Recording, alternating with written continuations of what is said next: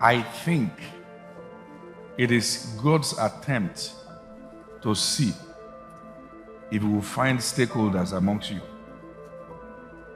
not benchwarmers, stakeholders who will understand that the quality of the things that God is exposing you to, that's God expecting you to make certain moves. Do you understand that? He's programming you. And that's important because the conversation we're about to start today is not for people who just want to do church, who want safety, who wants to play religion, who just want to say amen to prayers and believe their life is settled. It's for people who are ready to fall into trouble.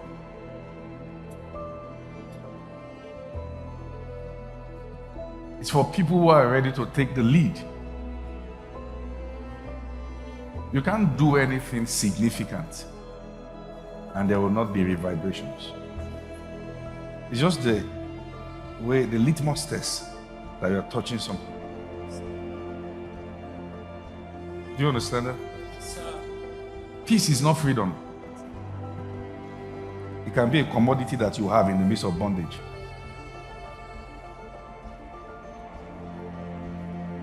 I know you love peace, but don't get addicted to it. For instance, now,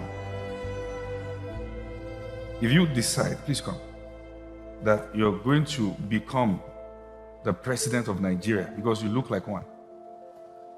So let's assume that Kenny Jones decides that he wants to become the president of Nigeria.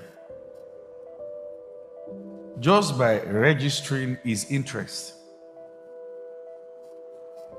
there are things about his life that he may not be proud of. Just as you have things about your life you don't want anyone to know about, that the opposing party will need to bring to the limelight to discredit him. Just by being interested in that, peace will become luxury. Because they will fight him with everything they have.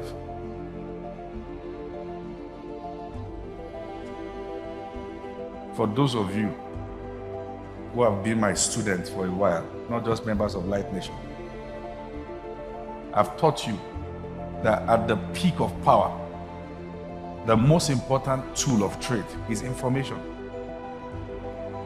That's the reason why powerful nations run the race of artificial intelligence, AI, and the likes.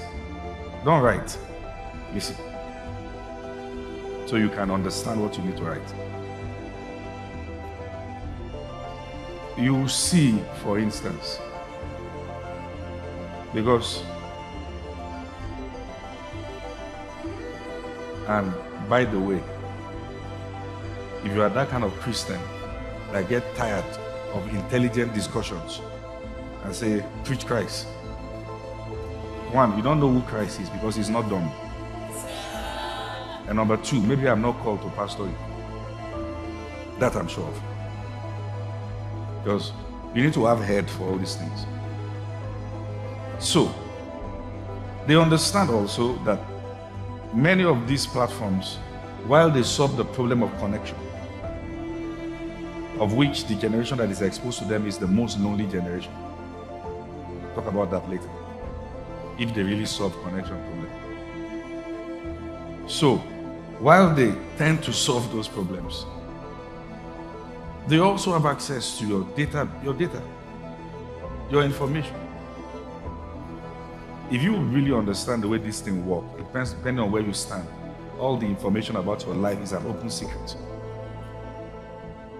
If you tweet or post something I consider an infringement of my human rights, with just one phone call, we'll know where you live. even if you use a fake account. Just one phone call. So you are not that hidden. So they need information. So the one who wants to climb the echelons of power,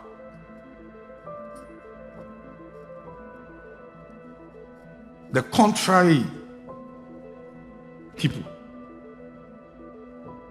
need access to your data, not to destroy you, but to control you. So that if you ever feel you are a good person and you want to do contrary to what the devil wants for the earth, you have a choice. Large-scale scandal, or you bow. So,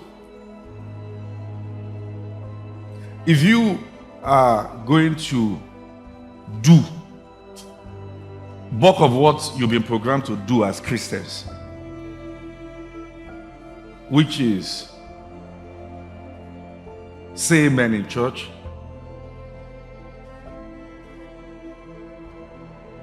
attend Sunday schools,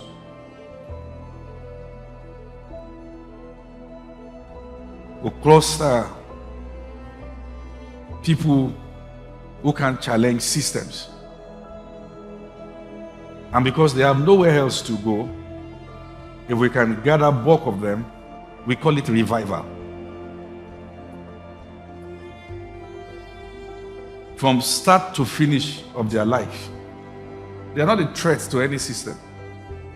They have peace, but they are not free.